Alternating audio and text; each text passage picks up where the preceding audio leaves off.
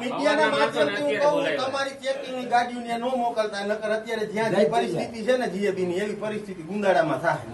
આ ચોખ્ખી ચેલેન્જ છે. જાઓ અને લાઈટ આપવી તો આપજો, નકર કાલ આનાથી વધારે વ્યક્તિ આવવા જોઈએ.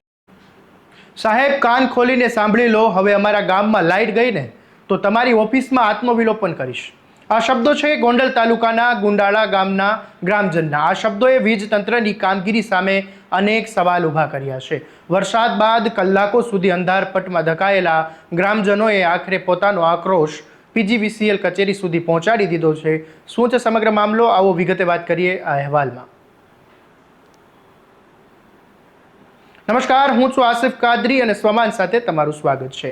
ગોંડલ તાલુકાના ગુંદાળા ગામમાં વરસાદ બાદ લગભગ 9 થી 10 કલાક સુધી વીજ પુરવઠો ખોરવાઈ જતા ગ્રામજનો ભારે મુશ્કેલીમાં મુકાયા હતા. દિવસભર અને રાત્રિ દરમિયાન વીજળી ન હોવાથી લોકોમાં ભારે રોષ ફાટી નીકળ્યો હતો.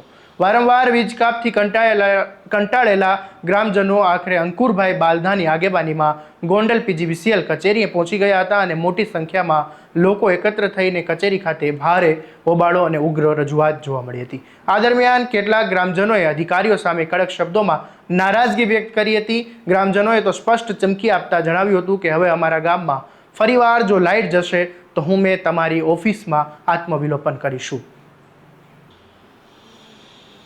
નો કજન ખબર હોય સાહેબ ને બોલાવો. અલીડા ગુંદાડા બધું એક જ હતું.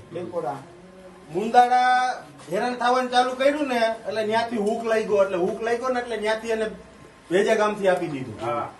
બરોબર છે. તો ગુંદાડા કઈ હું આંગળી આવેલું ગામ છે? ઉભા રહ્યો.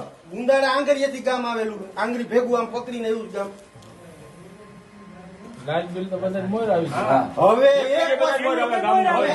જો ગુંદાડાનો કોઈ પણ વ્યક્તિ બોલે કે ન બોલે, ગુંદાડામાં હવે જીએબી ના પ્રશ્ન ચલાવી લેવામાં નહીં આવે. તમારી પાસે ચેકિંગમાં 50-60 ગાડીઓ મોકલવાની તેવડ છે. રિપેરિંગ કરવા માટે 2 ગાડીઓ છે તમારી પાસે. ચાલો અમે ડબલ આ મીડિયાના માધ્યમથી હું કહું, તમારી ચેકિંગની ગાડીઓ નો મોકલતા, નકર અત્યારે જ્યાં જે પરિસ્થિતિ છે ને જીએબી ની, એવી પરિસ્થિતિ ગુંદાડામાં થાય. આ ચોખ્ખી ચેલેન્જ છે. જાઓ અને લાઈટ આપવી તો આપજો, નકર કાલ આનાથી વધારે વ્યક્તિ આવવા જોઈએ. મીડિયાના માધ્યમથી કહી આત્મવિલોપન જો અહીંયા થાય. આત્મવિલોપન ને ચીમકી આપવું હોવું. 1 કલાકમાં લાઈટ નો આવી ને એટલે આત્મવિલોપન થાય અહીંયા. હાલો હવે તમારે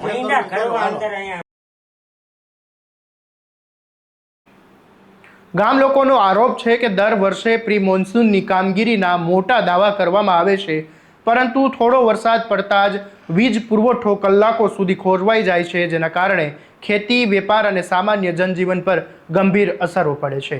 ગામ લોકોના ભારે આક્રોશ બાદ પીજીવીસીએલ તંત્ર હથકરમાં આવ્યું હતું અને અધિકારીઓએ તાત્કાલિક કામગીરી શરૂ કરાવવામાં આવી અને રાત્રે 1:30 વાગ્યાની વચ્ચે ગુંદાળા ગામમાં વીજ પુરવઠો પુનઃ શરૂ કરવામાં આવ્યો હતો.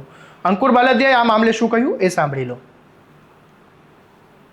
આજરોજ અમારે વરસાદના લીધે જે લાઇટ કાપી છે 5 વાગ્યાની, ચાલો માની લીધું કે 5 વાગ્યાની લાઇટ કાપી છે તો વરસાદના લીધે લાઇટ કપાણી હોય, પણ 5 વાગ્યાની લાઇટ કપાણી છે, 7 વાગે વરસાદ હાવ સંપૂર્ણપણે બંધ થઈ ગયો છે.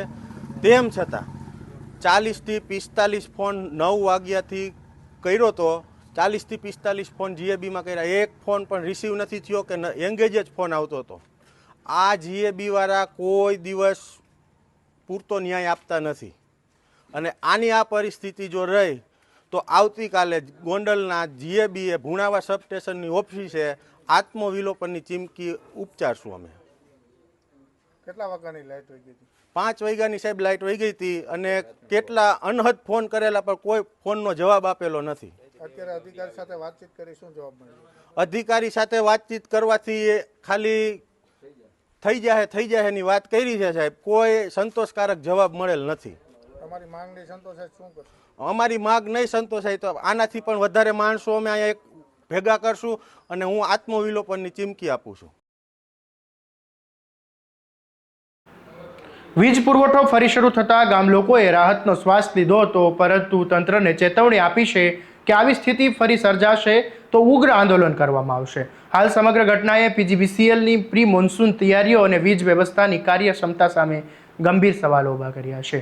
હવે જોવાનું રહેશે કે તંત્ર આ સમસ્યાનો કાયમી ઉકેલ લાવે છે કે પછી નહીં. તમારા સ્વમાનની વાત કરતા સ્વમાનને સબસ્ક્રાઇબ કરવાનું અને આ વિડીયોને વધુમાં વધુ શેર કરવાનું ભૂલતા નહીં.